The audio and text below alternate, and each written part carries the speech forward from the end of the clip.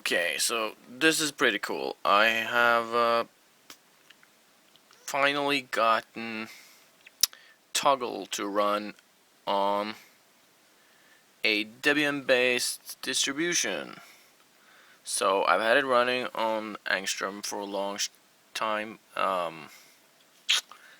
now it's finally running on Debian, which is great. It's using the next release, which is I think it's Jesse, and the instructions are long as a bad year to get this running, but hopefully I can